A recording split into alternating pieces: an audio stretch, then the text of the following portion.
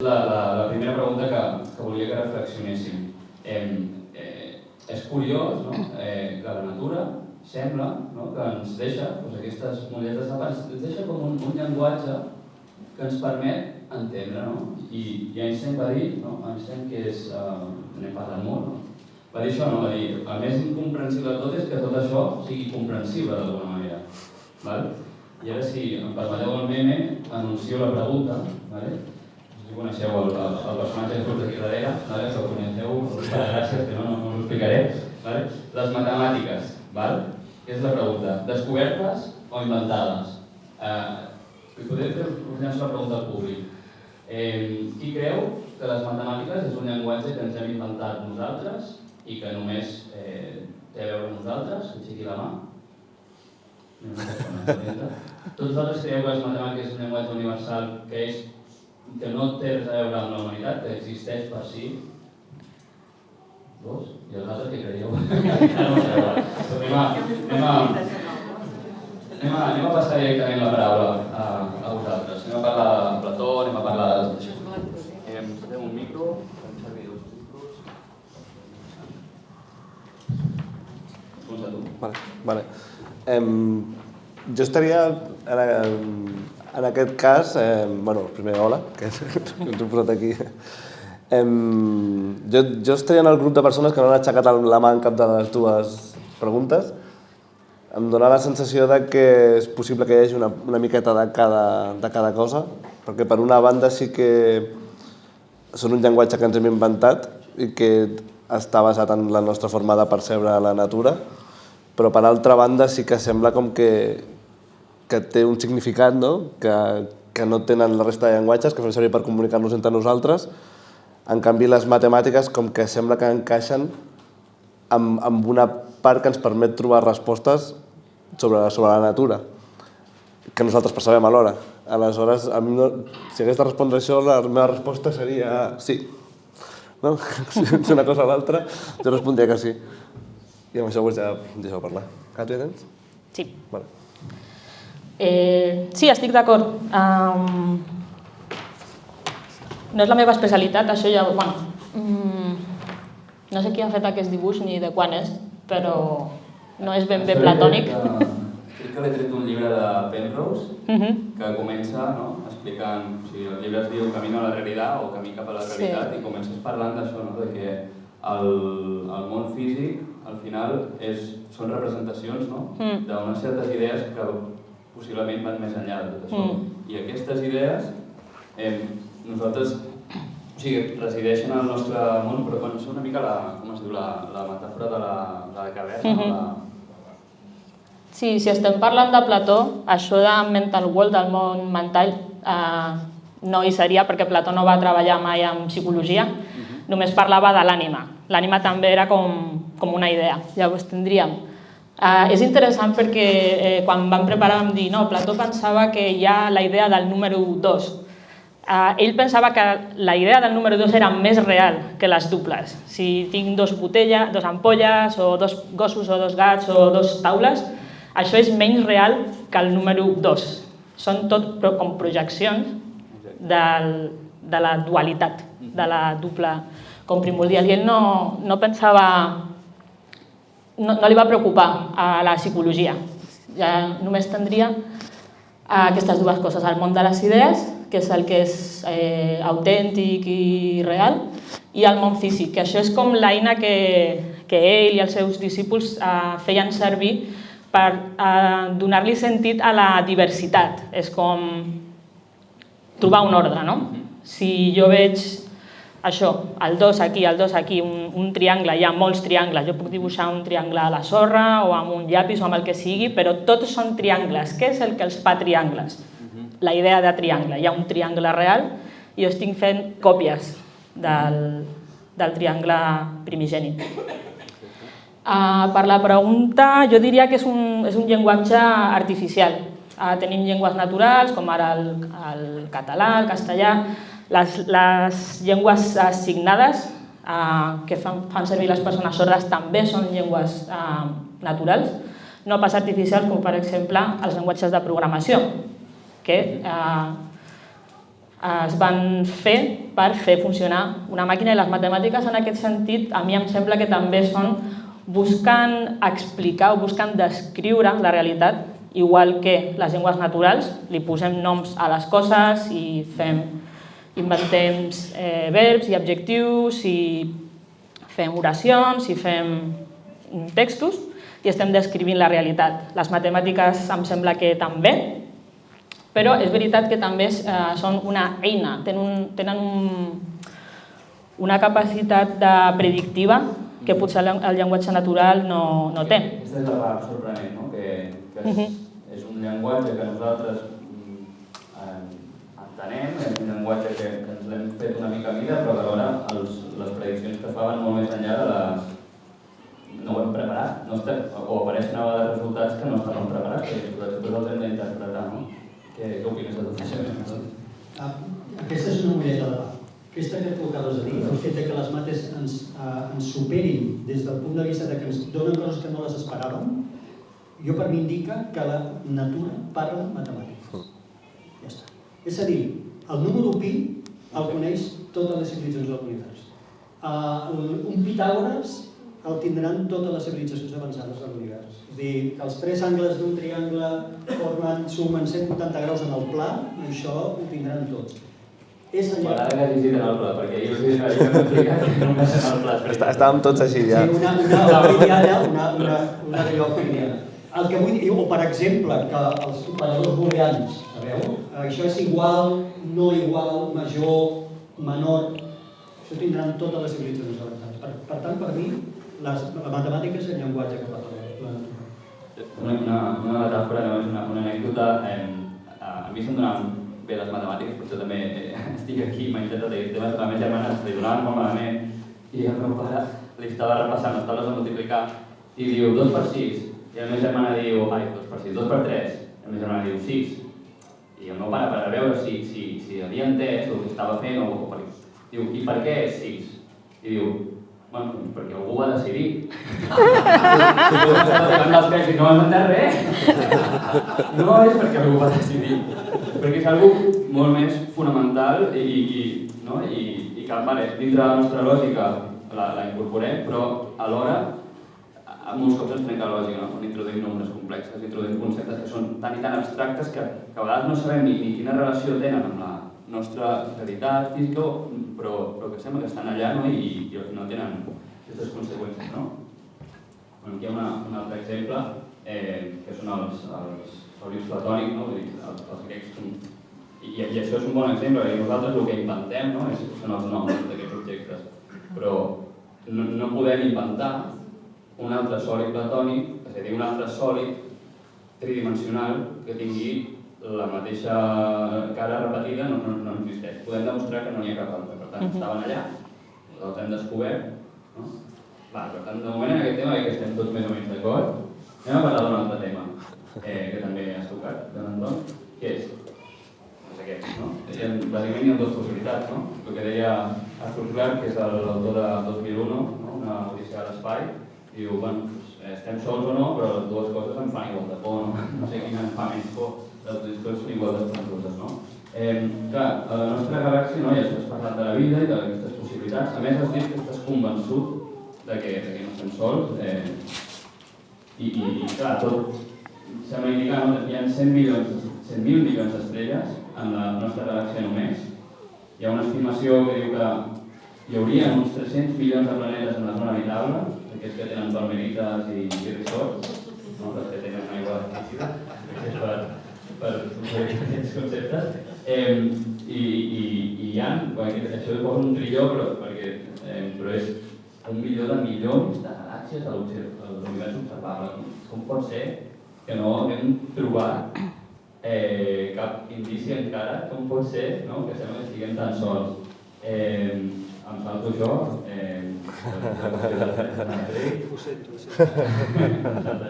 I una altra reflexió és, compte, perquè l'absència d'evidència no és l'evidència d'absència, no? També. Llavors, vinga, us llanço una pregunta i de manera que s'acaba la mà de nou. Algú creu que estiguem sols a l'univers? Ningú? Algú creu que estiguem sols? No? tots tornem a creure que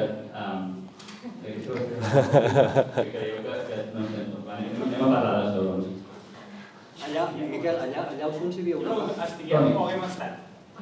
Ara mateix. Ara mateix. Perquè que aquí entrem, què vol dir ara mateix? Vale, doncs anem a parlar d'un altre tema perquè crec que estem tots d'acord. Sí. Sí, però quan hi ha dimensions, què vols dir? Que no hi ha una altra civilització o que no hi ha una molècula? Perquè clar, com hem definit... No, intel·ligència. Anem a parlar de vida intel·ligent. No. Vida intel·ligent. Va, pregunteu-li què vol dir vida intel·ligent. Doncs vida que ha entès el número pi, per exemple, que ha entès que la llum, que és present a tot arreu, és radiació, i ha entès que podríem utilitzar llum com a manera de comunicació, a ondes de ràdio, el que sigui, no? I emetre-les. No? Podríem parlar d'això, anem a parlar de vida intel·ligent i anem a parlar de comunicació interestada. És a dir, no... tots estem convençuts aquí que hi ha d'haver intel·ligent al meu lloc. Clar, el planeta més proper, no? Habitable, l'exoplaneta més proper habitable és aquest, no? Pròxima Centauri. Has dit tu quan es tardaria? Entre 50 i 70.000 anys. Tardaríem 50 i 70.000 anys d'arribar-hi, vale? Però no cal que hi anem. Enviem un missatge, enviem un WhatsApp. Vale? No cal que ens gastem la pasta en un coet i ens esperem 50 anys. Enviem un WhatsApp. Jo vaig fer la prova, vale? Fa uns anys, vale? Fa 4 anys, mira, l'Àssim fa 4 anys i em va deixar amb el visto, no? I avui m'ha arribat la resposta.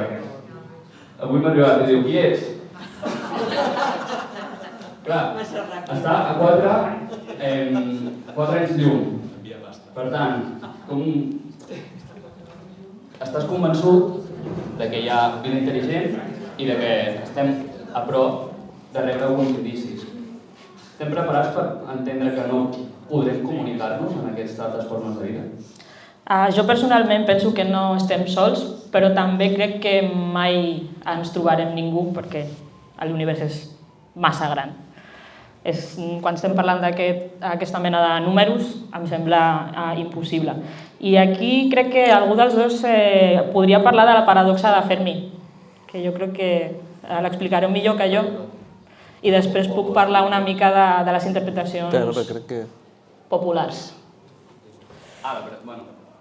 Bueno, té relació. Sí, té relació. Sí. Sí, bueno, si hi ha tantes probabilitats perquè no hem trobat vida, no? Clar, és que vale, o sigui, parlaré de la paradoxa de Fermi. O sigui, jo primer començaré dient que estic d'acord amb tots, que jo no només crec que no estem sols, sinó que crec que és inevitable que això passi, no? Perquè, com molt bé ens has explicat abans, no? Com una vegada es reuneixen unes certes condicions, havent-hi oxigen, carboni, que són abundants, com quasi sota cavall o rei, no? Com que ha d'anar passant i com que és inevitable. Però aleshores dius això i és com... Ok, és inevitable, així que... Què passa, no? No ho veig. Clar, aquí jo crec que hi ha dos problemes que jo personalment tinc i m'imagino que tothom tindrà. Un d'ells és fer-se la idea de la magnitud de les coses, no? De la quantitat d'espai que ens separa. Per exemple, no sé si alguna vegada heu vist un mapa a escala del sistema solar. Hi ha un per internet que està molt bé, que el podeu buscar, que es diu Si la lluna és un píxel, i aleshores bàsicament et fa un mapa en el que la lluna és un píxel del teu monitor i tu et vas movent i és com... Vas movent i està tot... No hi ha res, saps? No veus res, un munt d'estona, i una cosa que pots fer que és molt divertida és posar-te en el sol, donar-li a la velocitat de la llum i comença a moure's la pantalla a la velocitat de la llum. I clar, nosaltres ho veiem des d'aquí i és com... No, home, si jo tinc internet em puc comunicar amb qualsevol de vosaltres, si esteu on esteu, que és el pitjor que pot passar, que, no sé, que us poseu a la lluna i que ens enviem missatges amb un làser, tampoc, o sigui, ho aconseguirem fer relativament bé. En canvi, això de seguida, o sigui, si ja en el propi sistema solar sembla que se'ns en va de mare, no? Podem anar, si tinguéssim... Te'n vas a viure a Júpiter i ja podríem tenir com de l'ordre de... Anem a posar una hora per simplificar, de temps llum entre que jo t'envio el WhatsApp, em veus en visto i em respons. Clar, aleshores ja quan volem anar a un altre sistema, o sigui, que la vida sigui probable i que jo crec que és inevitable que hi sigui, per una banda és veritat, però per l'altra banda hem de coincidir en el temps, ha de passar que just anem a un sistema proper i que coincideixi en el temps amb que ja... Perquè nosaltres fa 65 milions d'anys aquí hi havia dinosaures. Però, o sigui, Joan Anton, com és que estàs tan convençut de que creus que en els pròxims anys hauríem de tenir algun indici d'aquestes senyals que ens diguin hi ha vida intel·ligent? Però més que convençut és una esperança meva, és a dir, no és un convenciment, no podem mai tenir aquest convenciment. Jo sempre, a part dels temes científics o probabilístics, no? Dius, les dimensions que ens deia el Miquel de la nostra galàxia de l'univers, jo penso que hi ha una qüestió d'humilitat. No? Sempre que els humans hem cregut que érem únics, ha vingut la naturalesa, no? L'antofada d'humilitat, ens ha demostrat que ni som el centre del sistema solar, ni aquest sistema solar és únic, ni la nostra galàxia és única, ni tampoc som el centre de la nostra galàxia, ni, segurament, aquest univers és l'únic. Això encara no ens ho ha demostrat, però potser algun dia ens ho demostrarà. Per tant, per què nosaltres hauríem de ser els únics? Llavors, jo més és aquest concepte de tenir la ment oberta, més que dir segur. Jo estic segur des del punt de vista de la meva il·lusió de que això sigui així, però no em puc estar matemàticament segur. Sobre el que deies, que és molt interessant, hi ha una teoria que és la teoria de la Terra única. Hi ha científics que defensen que estem sols. És la minoria, és minoria, però es basa en que o bé estem sols, o bé, com tu deies, les distàncies són tan tremendes que a efectes pràctics som sols, estem sols. És a dir, que a efectes pràctics mai rebrem cap senyal de cap civilització, simplement perquè són poques i estan tan lluny a nosaltres. Això s'anomena la teoria de la Terra única, i és perfectament possible. I sobre la paradoxa de Fermi, dir-vos que quan penseu en la paradoxa de Fermi és un exercici mental, és com la fórmula aquesta de Drake, no és una fórmula matemàtica que ens hagi de donar un resultat unívoc, que dius, mira, hi ha 30 civilitzacions a la galàxia, això no ho farà mai aquesta fórmula. Aquesta fórmula va servir per inspirar a generacions de científics posteriors perquè es dediquessin a la cerca de la vida intel·ligent. Doncs la paradoxa de Fermi també és molt d'inspiració. És per què no hem rebut encara aquest senyal? I pot ser, com sabeu, hi ha moltes possibles explicacions, no? Podem estar sols, la nostra tecnologia pot ser incipient i per tant no estem capacitats avui per detectar aquests senyals que sí que hi són. Pot ser que ells, molt interessant, pot ser que ells no vulguin ser escoltats. Pot ser que les civilitzacions s'autoextingeixin per ADN, per genètica, abans que arribin a desenvolupar-se tant com per deixar una empremta definitiva a l'univers, etc. Per tant, no és una explicació matemàtica, és simplement un raonament mental per donar-li tots. Sí, no, jo... No, però volia afegir, a més, que a més, com estaves dient, estic molt d'acord amb tot i a més estic molt d'acord amb la part que dius de la humilitat, no? Perquè a més, què ens fa pensar, o sigui, que som tan especials en el sentit de que nosaltres sabem que hi ha altres espècies a la Terra que són intel·ligents, no? Que es comporten de forma... tenen comportaments que podríem dir que són intel·ligents, com els còrvids, les orques, i som incapaços de comunicar-nos amb ells, no? No sabem com, per exemple, les orques entre elles entrenen les filles d'alguna forma o s'ensenyen els cants i després quan passa un cert temps tenen aquest mateix cant una miqueta més llarg, amb algunes variacions que podrien ser similars a un dialecte, i som incapaços de comunicar-nos o d'arribar a algun enteniment que ens fa pensar que un altre tipus o sigui, una intel·ligència que no funcioni exactament com la nostra, que no vull dir superior, però vull dir que d'alguna forma pugui arribar a fer raonaments més complexos que nosaltres, no ens miri a nosaltres com nosaltres mirem a les orques i no sabem què està passant allà. O sigui, clar, però potser és una cosa que nosaltres veiem com molt... Potser és un miratge. Vull recollir tot el que han dit perquè sí, hi ha molts temes molt interessants. El que ha parlat en Joan Anton de la humilitat, en Sigmund Freud fa uns 100 anys va parlar de les 3 humiliacions de l'ésser humà. La primera no és el centre de l'univers, teníem models... L'heliocentrisme és molt més antic del que la gent es pensa. Hi ha models heliocentristes des de l'antiguitat, però estaven discutits, no hi havia un consens, però hi ha models heliocèntrics, llavors no és el centre de l'univers. Després, no és el rei de la creació, quan arriba la teoria sintètica de l'evolució, no és el regne animal i vegetal està al servei de l'home, sinó és un animal més, que això als victorians no els va agradar gens, tots aquests acudits de la mare del Darwin és un mico i tot això.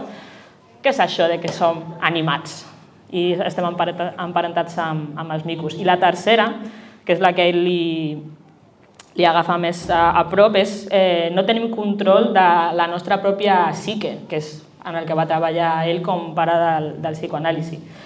De la paradoxa de Fermi, de filòsofs no puc dir res perquè estan massa ocupats pensant en coses més importants, però es reflexiona molt d'aquests temes a literatura de ciència-ficció. I jo aquí m'he inventat el gradient de Futurama a Alastair Reynolds, que és el meu autor favorit de Space Opera. En un extrem tenim Futurama, que és una space opera on hi ha... Sí, és com metropolità, no? És com arribes a la ciutat, hi ha alienígens i tenen una empresa d'enviaments que van a planetes i surten i tornen al mateix dia i tot. I a l'altre extrem tenim, per exemple, l'espace opera com més realista de l'Alastair Reynolds, que és un autor galès que va treballar a l'Agència Espacial Europea i fa una space opera com molt majestuosa, molt passada i estem completament sols. Té llibres llarguíssims de la humanitat, s'ha expandit per planetes i té naves d'aquestes generacionals que triguen generacions a arribar a un lloc i no hi ha un sol alienígen. Estem completament sols, només troben civilitzacions oblidades, civilitzacions que ja han mort quan les trobem i només tenim els seus restes. I també havia apuntat,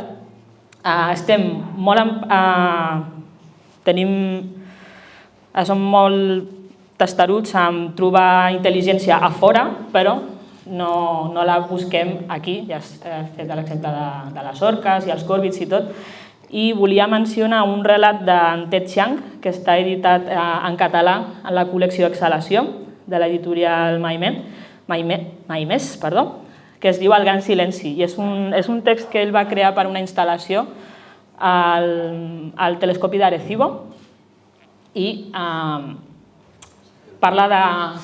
Sí.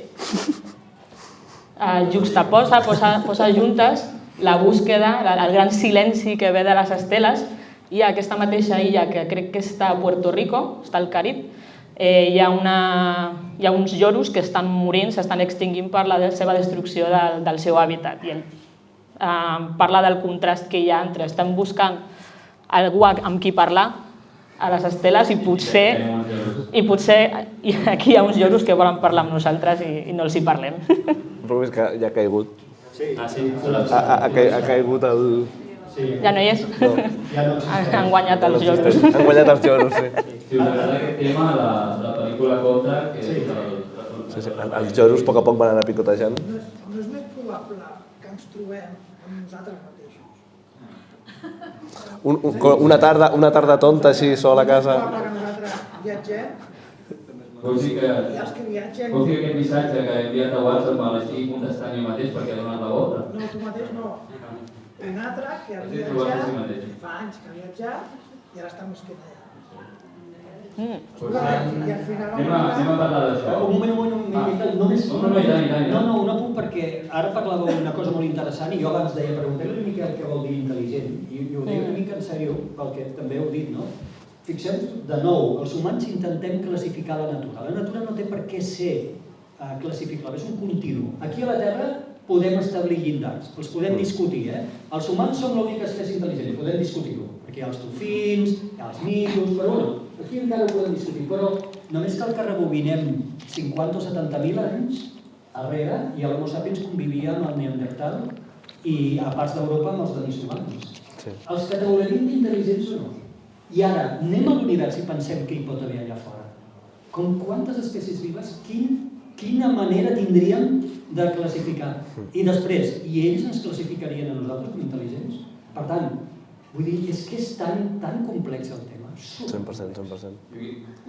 Ara és una reflexió una mica en paral·lel, clar, que no crec que haguem de discutir perquè vull seguir avançant, però a mi el que em sorprèn moltíssim i el que ho trobo com molt profund és la intel·ligència en si, que és aquesta que ens permet comunicar-nos, ens permet desenvolupar, ens permet començar a entendre aquestes forces fonamentals i fer-les servir al nostre favor, el que parlàvem abans de les matemàtiques i tot això. Al final nosaltres què som? No? Nosaltres estem composats de partícules, no? Que s'han anat complexitzant, però d'on ve això? Ve de carboni, no? El quart element més abundant. És el quart element més abundant perquè l'hidrogen es fusiona i genera heli. L'heli es fusiona i genera carboni, exacte. I per això és un dels més abundants, no? Llavors, i nosaltres, amb aquesta intel·ligència, tenim una intel·ligència suficient per començar a entendre la realitat general, la quàntica, no sé què, no? Llavors és com, a mi m'impressiona molt el fet de pensar que el propi univers té un mecanisme propi de començar-se a entendre a si mateix. I que aquesta intel·ligència, sigui un dofí o sigui qui sigui, és una intel·ligència que permet, o sigui, que és inherent del propi univers, l'ha generat l'univers i ningú més, i ens permet començar-se a entendre, començar-se a mirar lluny, començar a mirar distant, no? I començar a fer aquestes preguntes, i això em posa coses per damunt. Així que anem a seguir amb el tema de la comunicació. No sé si ho sabeu, bueno, jo no sé si és un d'aquestes deep news o és una curiositat d'aquestes que es diu que nosaltres hem enviat, no? Hem enviat aquestes comunicacions perquè si hi ha algú allà, doncs viola i estem aquí. Però la primera comunicació que es va fer amb ones electromagnètiques i que va traspassar la ionosfera és el discurs d'obertura dels Jocs Olímpics del 32 a Berlín, fet per Hitler. Llavors, ho van fotre tan potent perquè ho veiés tot el món que es va sortir del planeta Terra i es va començar a radiar en l'univers. Llavors, segurament això anirà dissipant i és molt improbable que algú rebi, però si algú pogués rebre una senyal molt immortal, la primera senyal que rebríem de nosaltres seria aquesta, no? I la segona seria aquesta, no? I la Blanca, que és la persona que està ajudant a organitzar tot això, és professora de comunicació a la Pompeu Fabra i els va plantejar com ens estem comunicant també de cara a fora, no? I els va plantejar, i per què no ens comuniquem d'aquesta manera, no? Llavors, anem a parlar d'això que també connecta bastant una mica el que has introduït abans, l'Anton, tota aquesta visió i de que, bueno, d'això, no? D'aquestes paraules que no cal que posi a l'eslide, que has dit abans, no? Anem a colonitzar Mart, de tot aquest llenguatge, com hauríem de plantejar això? Ens hauríem de... Això és molt bonic i és molt naïf, no? I a tots ens agrada aquesta imatge, però si li donem dues voltes, no? Vale, només un apunt, no patiu, perquè si a 70 anys llum hi ha una tecnologia avançada que pot rebre el senyal aquest de l'inauguració dels Jocs Olímpics que va fer Hitler, no sabran què és Hitler, ni sabran què va fer, ni sabran què diu. Només veuran un senyal clarament intel·ligent. I diran, aquell puntet que veiem en el nostre cel, bueno, ni el veuen el sol, segurament com un puntet, allà hi ha alguna cosa. No, anant en el tema aquest de l'art, molt interessant, els humans sempre tenim aquesta concepció, no? Cèntrica, humanocèntrica, que ens fa veure i interpretar l'univers a la nostra manera i diem, explorarem Mart i jo us deia, he anat molt ràpid al tema, per quina ètica i benefici d'aquí. És imparable, és a dir, per mi el fet que l'ADN humà és un explorador i desafiem la natura forma part de la nostra natura. Si no ho féssim, trairíem l'esperit humà. Vam sortir de les cavernes, volíem saber què hi havia al darrere d'una muntanya, volíem saber què hi havia darrere d'un oceà, volíem anar a la Lluna, ara hi volem tornar, volem anar a Mart. Això, si no ho féssim, trairíem. La qüestió és què hi anem a fer i per què hi anem. Per explotar els recursos, per exemple, en benefici d'uns pocs, en benefici de tota la humanitat, què passaria? Vaig llançant coses que no tenen resposta segurament. Què passaria si descobríssim vida a Mart? Què passaria si descobríssim vida actual? Pensem que no n'hi ha actual, però què passaria si descobríssim vida actual? Hi ha veus que diuen que potser hauríem de tancar Mart i prohibir-lo tot com un parc nacional enorme, a on estudiar l'evolució de la vida. És a dir, que hi ha unes qüestions ètiques al darrere de per què anirem a Mart i de quina manera, que tampoc les tenim resoltes i en algun moment les haurem de discutir. I si trobem or, de qui Si és trobem aquest or, or? De qui és aquest or? de fet ja està, és a dir, mineria d'asteroides. Sabeu que hi ha lleis, és a dir, vaig ràpid perquè vull, les lleis del 67, aquestes són les úniques que tenim a nivell internacional, prohibeixen, ho dic per si algú pensava en aquí fer-ho, sabeu que no ho podem fer, prohibeixen reclamar propietat, sobirania sobre qualsevol cos del cel. Tu no pots anar a la llum i dir que aquesta parcel·leta és meva, això està prohibit exclusivament per la llei del 67. Però ningú prohibeix... Em sembla que ho va derogar als Estats Units. Ara ho vaig explicar. Però ningú no prohibeix que tu hi puguis posar una indústria. Per no poder-ho fer. Ningú hi prohibeix que puguis aterrar i posar la teva bandera. Això no ho prohibeix ningú. Llavors els Estats Units van aprovar una llei a l'època Trump, que és vigent, que diu que, tot i respectar la llei del 67, a més ho diuen irònicament al final de la llei, diu, no, nosaltres no garantim la propietat de cap empresa, però donen protecció legal a les empreses americanes perquè explotin els recursos de l'espai. I atenció, Luxemburg ha copiat la llei. Luxemburg i ha aprovat una llei similar, dona protecció legal a les empreses que posin el C4, és a dir, que paguen impostos a Luxemburg per explotar els recursos miners. Per tant, companys, això no s'ho hem de fer mirar i encara som a temps de fer-ho mirar. No, ja tenim tots.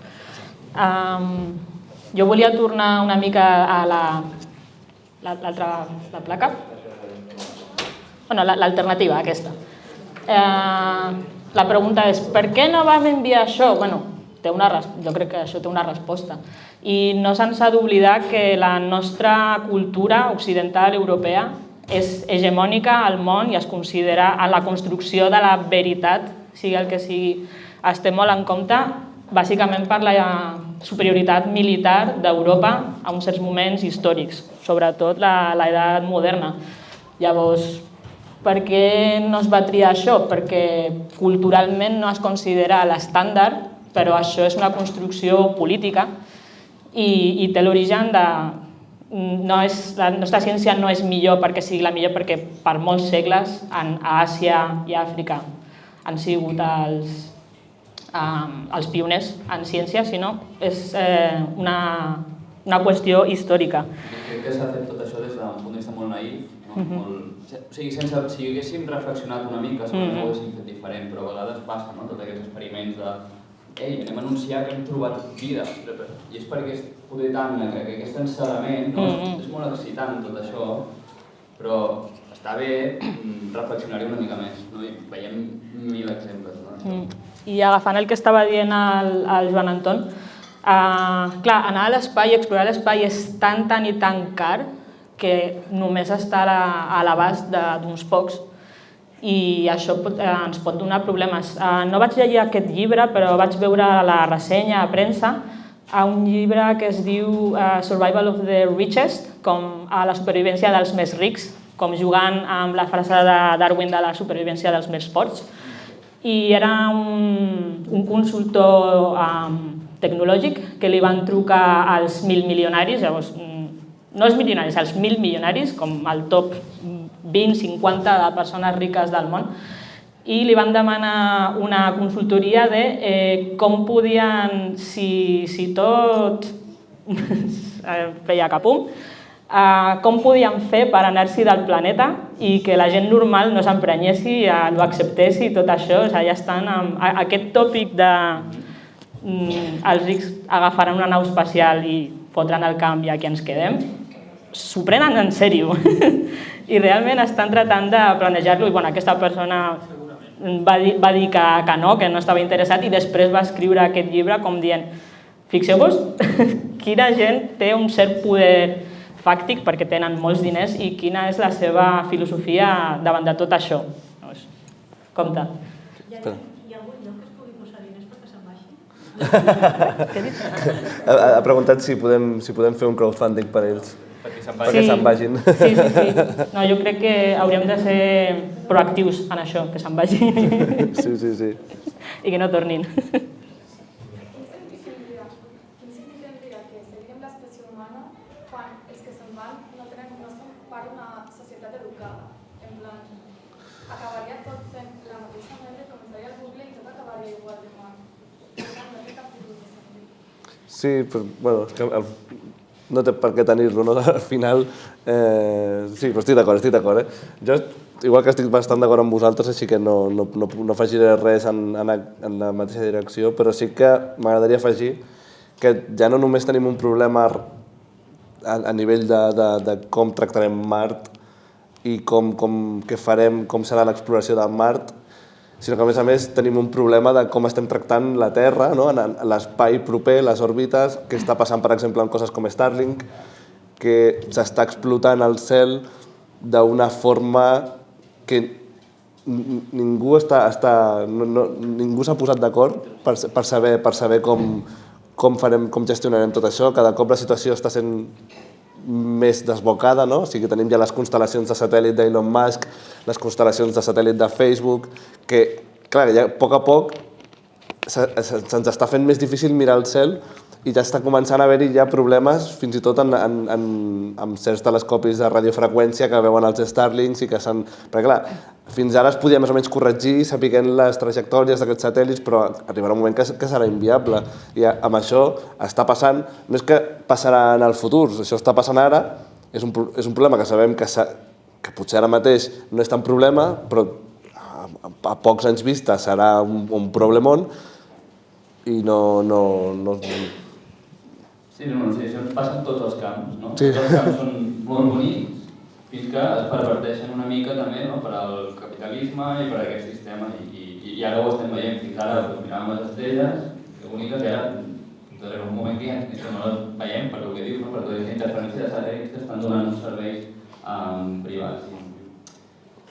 Jo sobre això, hi ha la part positiva, aquesta és la part negativa, sí. La part positiva és que estem entrant en un període on l'economia de l'espai serà brutal, generarà riquesa, generarà llocs de treball qualificats i aquí estem. Això serà una revolució imparable. Avui estem utilitzant tots el GPS de manera transparent i ningú pensa que està basat en satèl·lits, que ho utilitzen cada dia. Utilitzarem serveis que estaran basats en l'espai, ja s'estan desenvolupant, ja existeixen. Només falta una mica de caldo de cultiu en un agricultor dir-li dels seus espais conreuats, quins espais estan més hidratats i no cal que els regui, i quins sí. Els ramaders, què mengen i on són els seus ramats. A les administracions públiques, com han de gestionar els recursos naturals d'una manera més eficient, com hem de lluitar contra la crisi climàtica.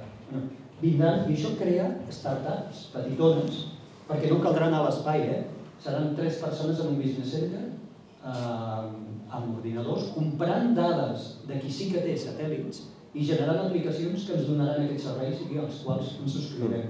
Això és imparable. Què passa? La part negativa és aquesta. Tot això estarà basat, s'ha de regular, que hi posem a dalt. A més, ens ve el tema de la militarització. Clar, si l'economia dels països més desenvolupats acabarà depenent en gran part de l'espai, qui domini l'espai, qui pugui defensar, que és un dret que la Carta de les Nacions Unides dona, Tu tens dret com a país a defensar la teva sobirania i per tant les teves empreses. Per tant, militaritzo l'espai, no perquè vulgui fer la guerra, no perquè sigui dolent, estic fent ara teatre, sinó perquè vull protegir els interessos del meu país. I això ja ho estem fent. Estem posant armes a l'espai. Qui sap que estem posant dins els satèl·lits? Qui pujarà a dalt?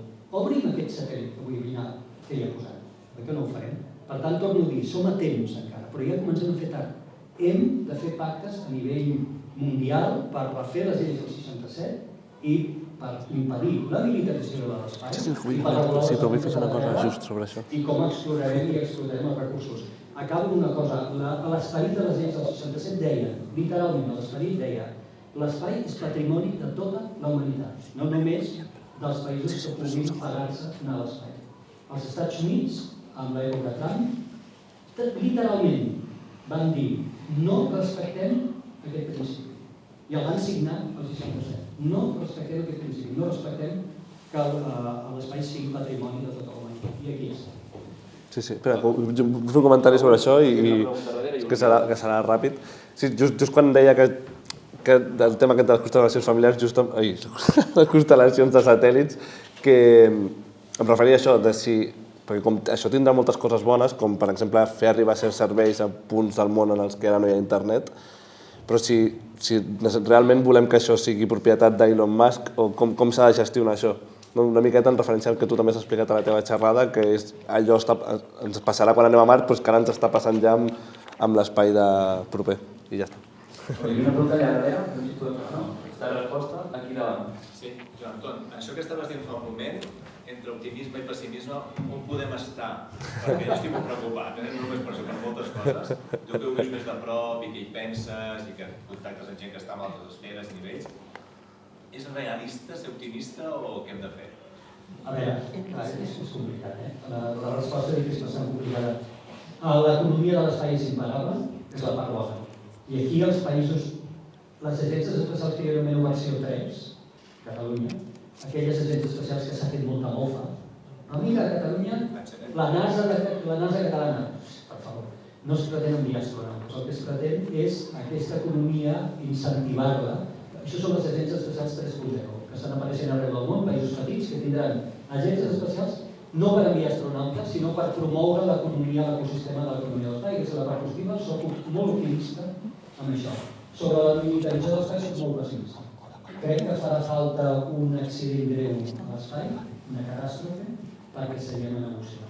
Sí, perquè no estem fent res i estem bloquejats. Les Nacions Unides tenen una comissió permanent, però quan és la Xina-Rússia, ara fan el binomi, Xina-Rússia, fan propostes, els occidentals les bloquegen per desconfiança i el contrari. De manera que estem bloquejats. Gràcies. Una pregunta més del públic? Anem acabant, si fem preguntes. Sí. Tenia el dubte de quina és la diferència entre astròleg i cosmòleg. Astrònom i cosmòleg. Entre astròleg i astrònom, potser està allò. Però més us diré un truc i així no em confondràs mai més, vale? Astròleg, si hi ha la paraula tro, això ja he de recordar sempre. Astrònom i cosmòleg, tot i vosaltres. Sí, si voleu. L'astronomia és el nom que li donem a tot el camp de l'astronomia. Això té la part observacional, que dins es diu astronomia. És a dir, astronomia és el nom global de la família. Dins de l'astronomia tenim l'astronomia, que ve a ser més la part observacional i de càlcul, mecànica, càlcul d'òrbites, etc. Tenim l'astrofísica, que és la part d'entendre els fenòmens, com funciona l'estel, com funciona l'univers, etc. I dins de l'astrofísica encara hi hauria la cosmologia. La cosmologia és la part de l'astronomia, de l'astrofísica, que estudia el comportament de l'univers. Per exemple, el naixement, el Big Bang, com s'està desenvolupant, com s'està expandint. El cosmos com un tot. Correcte. Per tant, és com tot, no? Qualsevol especialitat científica avui en dia està tan especialitzada, extremadament especialitzada, que apareixen com subespecialitats. Per tant, un cosmòleg seria un astrònom que el que a mi m'interessa estudiar és l'univers com a tot, com s'expandeix, el seu origen, la relativitat general, com està afectant, la matèria fosca, l'energia fosca, això és el que li interessa a un cosmòleg. Un cosmòleg, per exemple, no li interessarà calcular la posició dels planetes, a un cosmòleg igual no li interessarà classificar les galàxies, o no li interessarà exoplanetes. La cosmogonia, què és? La cosmogonia. La cosmogonia són les teories antigues de la creació del món. Clar, cosmos i gònia com ovogònia, naixement. Sí, llavors, per exemple, per als antics grecs tens, tot el de la mitologia grega, el cel i la terra, tenen fills o un ou i d'allà surten coses. No dic perquè ens hem apropiat una mica els astrofísics de la paraula cosmologia com l'estudi del cosmos, no? I bé, l'estudi del cosmos no és només, pot tenir moltes altres connotacions. Sí, la cosmogonia és això. Alguna pregunta més? No anirem acabant de ser una de les dues, si hi ha una pregunta. Sobre lo d'abans, és que estem anant. Si creieu que hi ha vida intel·ligent, creieu que són com humans, com nosaltres, quan tot braços... Tinc una foto de guants aquí.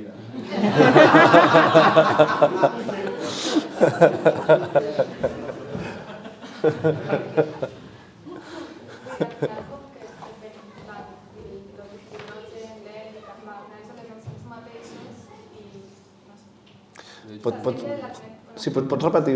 Jo no he escoltat una part. En plan, com us imagineu els altres sers de vida intel·ligent?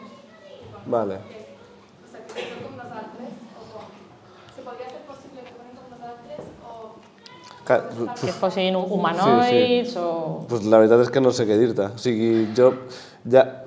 no t'ho sabria respondre. Jo crec, si m'hagués de Sí. això és molt arriscat, No, la resposta és que s'assemblessin a nosaltres és tan ínfima, tan remota, perquè aquí hem estat afectats per moltes coses locals, com la gravetat de la Terra, el fet que hi hagi una atmosfera d'oxigen, que per cert no hi era, l'oxigen ara hi és, el fet que tenim un estel que emet la llum en una determinada longitud d'ona i això ha fet que els ulls de les espècies vives del planeta s'hagin desenvolupat per captar aquesta llum i no a l'infraroig, tot i que hi ha espècies vives que capten a l'infraroig. Per tant, també l'estel com és, també influencia com es desenvolupa la vida, no? Els ulls, per exemple, la mida, tot, la manera en què parlem ha acabat formant com és l'anatomia de les nostres cordes vocals per com parlem. En fi, jo penso que la probabilitat d'aquesta solució de nosaltres és moltíssima. Hi ha una quantitat que hi ha planetes separats amb una probabilitat mai Si l'univers és infinitament gran, no? Doncs hi ha una probabilitat que hi hagi una rèplica. Ja, bueno. Però bueno. No t'he comunicat mai.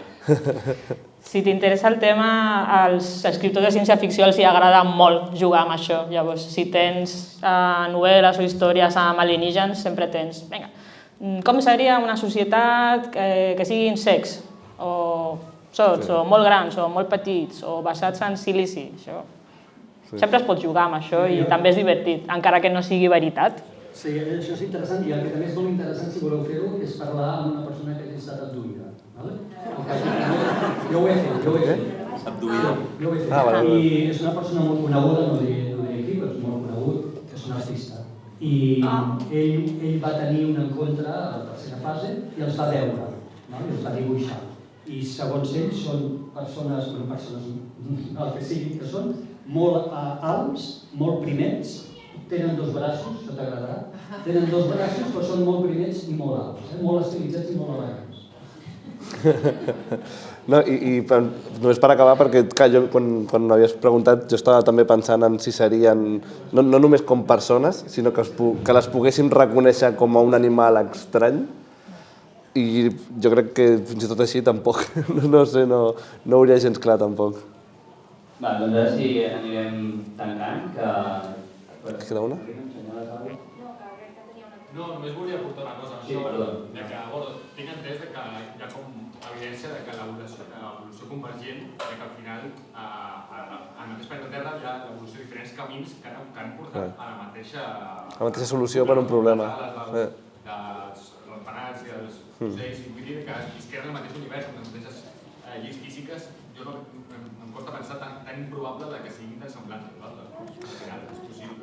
Sí, o sigui, òbviament hi haurà, o sigui, les lleis físiques que tindran seran les mateixes i per certs problemes trobaran solucions similars, no? I en el cas de la Terra, que la gravetat és la mateixa, l'atmosfera és la mateixa i doncs, és normal que diferents espècies hagin arribat a una solució convergent. El tema és que si estàs en un altre planeta, si canvies la gravetat i l'atmosfera, potser la solució és una altra. I aleshores tindran, m'imagino, la seva pròpia solució convergent. I ara hi haurà llocs, o sigui, jo tot això ara mateix estic parlant, i com jo m'ho estic imaginant, o sigui que tampoc és paraula de res, no? Però que jo crec que quan contemples, o si intento pensar en totes les variables que hi ha, em fa pensar que només que canvis la gravetat ja tot canvia tant com perquè ja potser surti més a compte un altre tipus de solució per la vida. I un món aquàtic. Per exemple. On hagi desenvolupat la vida i on aquesta vida hagi desenvolupat tecnologia, per què no? És que no, jo penso que és tan xulo, És guapíssim. Sí que hi ha més preguntes, però no veuríem mai. Ara quan paguem, és que si no, en algun moment us demanaré només 2 minutets que de manera blanca que ens faci un tancament de la jornada, sí, per tocar. Abans, primer de tot, us demano un aplaudiment per als debaters.